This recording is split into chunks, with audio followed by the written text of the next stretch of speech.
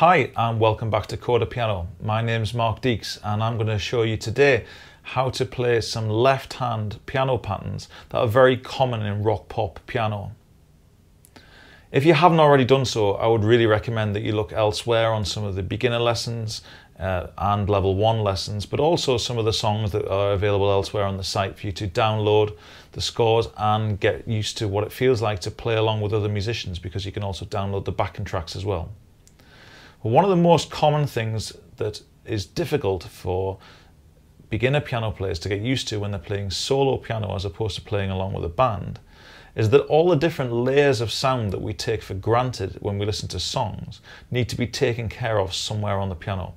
What I mean by that is this: when you listen to a piece of music, you very commonly will have a melody, some kind of chord or harmony in the middle of the sound, some kind of bass line at the bottom of the sound, and also some kind of rhythm being provided, clearly commonly in rock and pop, by a drum kit.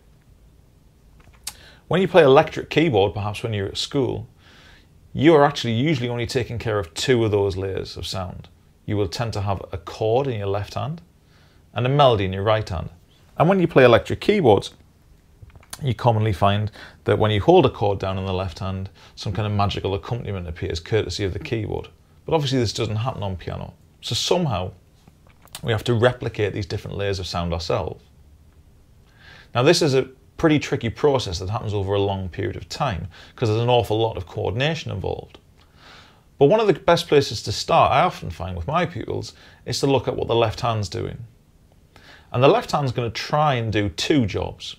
1, it's going to provide a bass line, and 2, it's going to try and do something that's going to give the effect of a rhythm, i.e. the effect of a drum kit.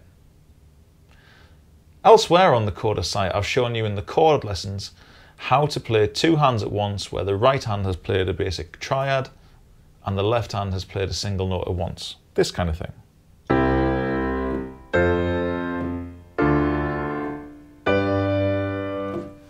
And whilst that's a great stage to go through to get used to playing basic chord sequences, what you might not have necessarily appreciated yet is that we still don't have anything that sounds very rhythmical.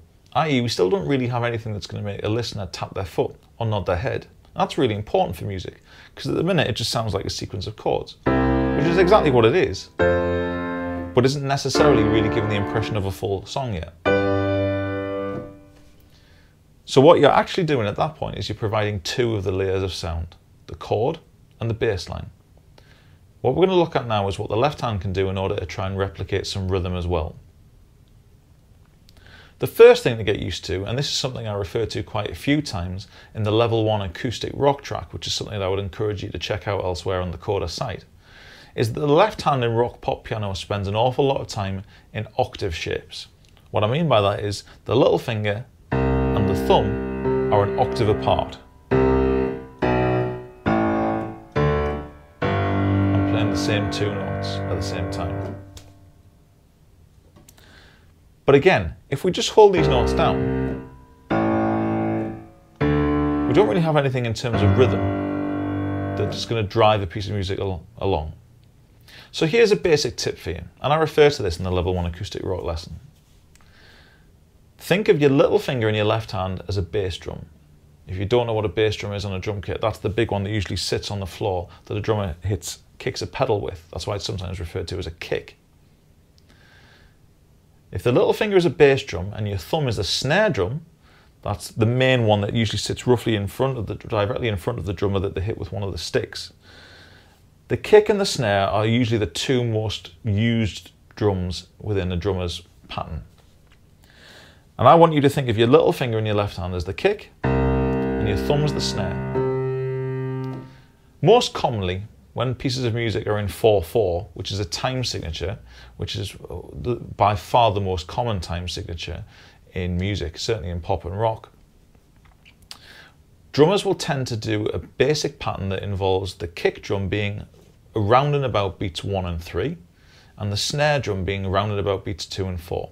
So in the simplest of terms, that's 1, 2, 3, 4 between the kick and the snare.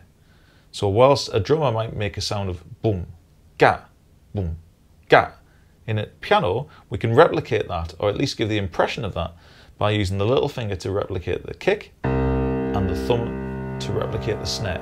So that would be 1, 2, 3, 4. 1, 2, 3, 4.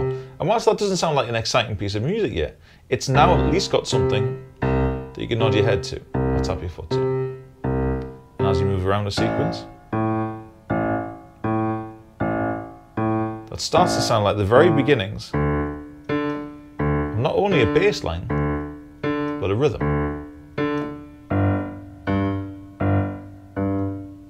So what I would suggest you do is get used to just picking any note you like on the piano and try and replicate that. As long as the note that's in your little finger and the note that's in your thumb is the same note, you can go anywhere you like on the piano, even to a black note if you want.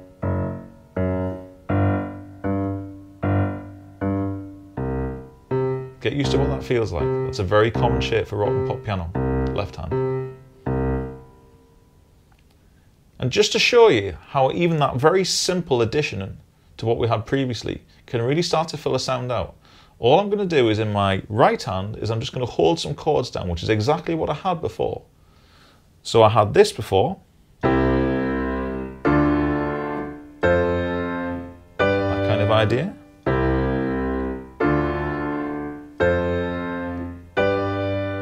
But now what I'm going to do is just add in the left hand this moving octave. Boom, gap, boom, gap, boom, gap.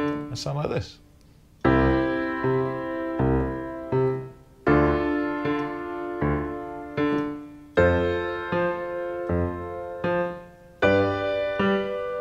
That very simple addition has now introduced what you might hear musicians refer to as a moving part in the left hand. And now it starts to sound like the beginnings of an accompaniment to a song, because we've now got 3 layers of sound happening: harmony, or chord, a bass line, and a rhythm.